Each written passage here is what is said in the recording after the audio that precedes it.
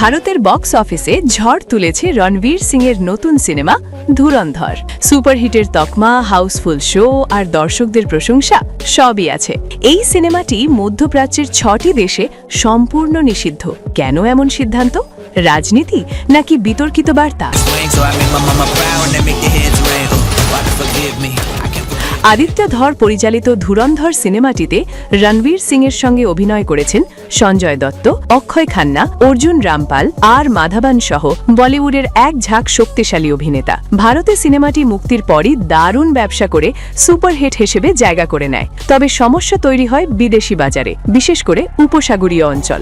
যেসব দেশে ধুরন্ধর মুক্তির অনুমতি পায়নি, বাহরাইন, কুয়েত, কাতার, সংযুক্ত আরব আমিরাত, সৌদি আরব, ওমান, এই 6টি দেশই সিনেমাটিকে সার্টিফিকেশন দেয়নি। কিন্তু কেন?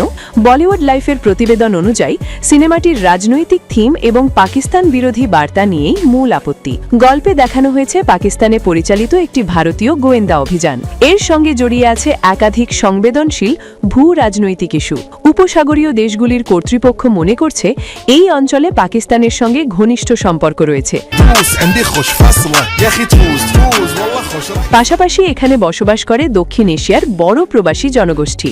সেই কারণে সিনেমাটির কাহিনী ও চরিত্রায়ন রাজনৈতিক ও সাংস্কৃতিকভাবে অসম্মানজনক মনে হতে পারে। বলিউডের জন্য মধ্যপ্রাচ্য একটি অত্যন্ত গুরুত্বপূর্ণ আন্তর্জাতিক বাজার। প্রযোজকেরা চেয়েছিলেন এই বাজারে সিনেমাটি মুক্তি দিতে, কিন্তু থিমগত কারণে সব চেষ্টা ব্যর্থ হয়। ফলে বিদেশি বক্স অফিস আয়ে ধুরন্ধরের বড় ধাক্কা লাগতে পারে। আর এটা প্রথম ঘটনা নয়। চলতি বছরই জন আব্রাহামের দ্য ডিপ্লোম্যাট, অক্ষয় কুমারের স্কাই ফোর্স একই কারণে নিষিদ্ধ হয়েছিল।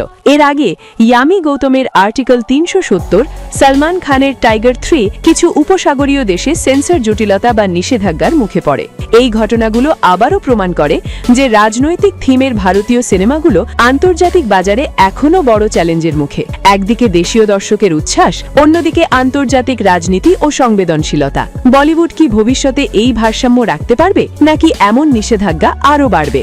दिल पर देसी मुंह तन मिटदा रोना पै जाऊगा।